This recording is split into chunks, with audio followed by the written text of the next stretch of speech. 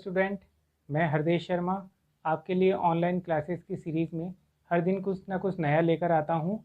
आज भी हम कुछ नया सीखेंगे, तो चलिए इस क्लास को स्टार्ट करते हैं।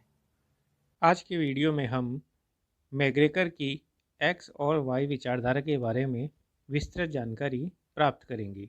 अभिप्रेरण की एक्स तथा वाई विचारधारा का प्रतिपादन लेखक एवं महान मनोवैज्ञानिक डगलस मैग्रेकर ने अपनी पुस्तक ह्यूमन साइड ऑफ एंटरप्राइजेज में किया था। मैग्रेकर ने इस विचारधारा में मानव अभिवृत्तियों और उनके व्यवहार के संबंध में परस्पर दो विरोधी विचारधाराएं प्रस्तुत की है।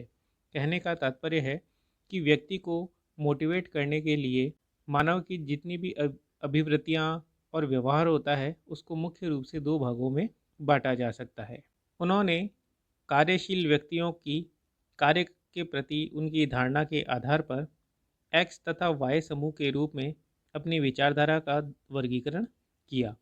इसमें ऋणात्मक मान्यताओं यानी नेगेटिव एनर्जी वाली विचारधारा को उन्होंने एक्स का नाम दिया तथा सकारात्मक मान्यताओं वाली यानी पॉजिटिव एनर्जी वाली विचारधारा को उन्होंने वाई नाम से संबोधित किया है। तो चलिए सर्वप्रथम हम बात करते हैं पहली विचारधारा एक्स विचारधारा।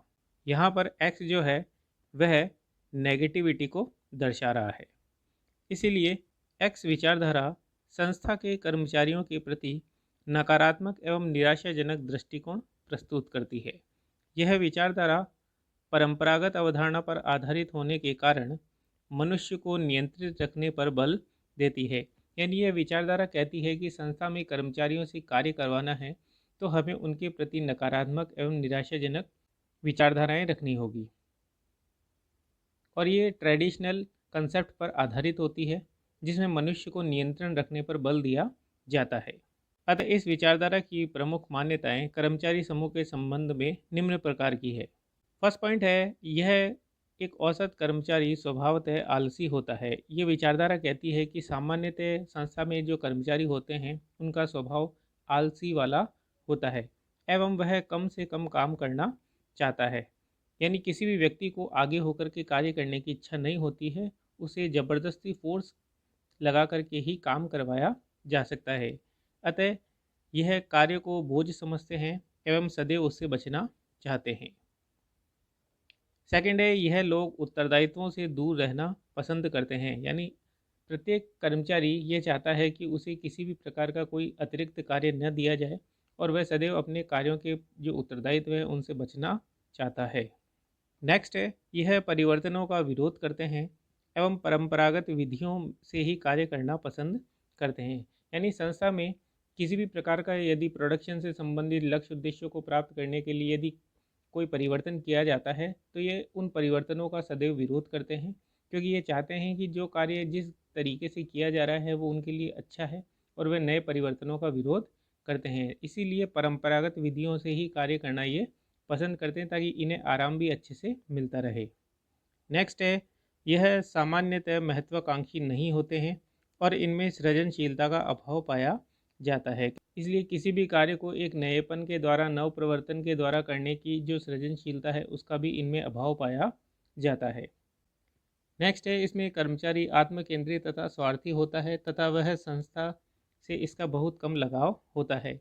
यानी ये विचारधारा मानती है कि इसमें कर्मचारी सदैव अपने बारे में सोचता है, स्वार्थी होता है, आत्मकेंद्रित होता है और वह संस्था में रहकर भी संस्था के लाभ के प्रति नहीं सोचता है, क्योंकि उसका संस्था के प्रति लगाव नहीं होता या बहुत कम होता है। नेक्स्ट है, इनसे कार्य करवाने के लिए दंड, भय, प्रताड़ना का सहारा लिया जाता है। इस विचारधारा में कर्मचारियों से संस्था कार्य करवाने के लिए सदैव दंड, भय या प्रताड़ना दिखा करके ही उनसे कार्य करने के लिए उन्हें प्रेरित करती है या बाध्य करती है। नेक्स्ट है, यह कर्मचारी आर्थिक एवं वित्तीय लाभों के लिए ही कार्य करते हैं। इसमें कर्मचारी को अभिप्रेरित करने के लिए, मोटिवेट करने के लिए या तो उन्हें भय दिखाया जाता है या फिर उन्हें आर्थिक एवं वित्तीय लाभों के माध्यम से ही अभिप्रेरित करके कार्य करने के लिए प्रेरित किया जा सकता है। अब हम बात करेंगे वाई विचारधारा के बारे में। वाई विचारधारा एक्स विचारधारा के बिल्कुल विपरीत होती है, इसलिए इसे वाई यानी कि यस, यस का मतलब होता है पॉजिटिव। यह मानवीय संसाधनों के प्रति सकारात्मक रवैया प्रस्तुत करती है यह कार्य वातावरण में सकारात्मक एवं उत्तरदायित्वपूर्ण भूमिकाओं को प्रमुख आधार मानती है। इसलिए इस विचारधारा की कर्मचारियों के संबंध में अनेक मान्यताएं निम्न प्रकार है। फर्स्ट पॉइंट है, यहाँ कर्मचारी कार्य को स्वाभाविक एवं सहज क्रिया मानते हैं। पहले वाली विचारधारा में कर्मचारी आलसी होता था, लेकिन यहाँ इसका अपोजिट है। यहाँ कर्मचारी कार्य को स्वाभाविक क्रिया मानते हैं और एक सहज क्रिया होने के नाते वे उसे सहज स्वीकार करके कार्य करना प्रारंभ कर देते हैं। दूसरा है, यह नवीन विधियों और परिवर्तनों का स्वागत करते हैं और उसको अपनाना चाहते हैं। यहाँ पर संस्था के कर्मचारी अपने स्वयं के विकास करने के साथ साथ वह संस्था के लिए जितनी भी लक्ष्य उद्देश्यों को प्राप्त करने के लिए नवीन विधियाँ या परिवर्तन होते हैं उनका स्वागत करते हैं और उन्हें अपनाना चाहते हैं, ताकि संस्था के लक्ष्य उद्देश्य की प्राप्ति के साथ साथ वह स्वयं का विकास भी कर सके। थर्ड है, यह महत्वाकांक्षी होते हैं तथा उत्तरदायित्वों को स्वीकार करना पसंद करते हैं। इस विचारधारा में कर्मचारी महत्वाकांक्षी होते हैं और सदैव कार्यों के प्रति अपने उत्तरदायित्व को स्वीकार करना पसंद करते हैं।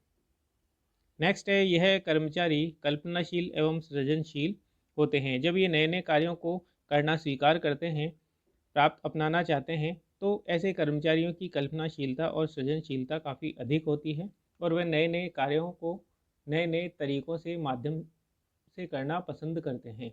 नेक्स्ट है, यह स्वप्रेरित एवं स्वनियंत्रित होते हैं। यानी इन्हें नियंत्रित करने की या प्रेरित करने की ज़रूरत नहीं होती है।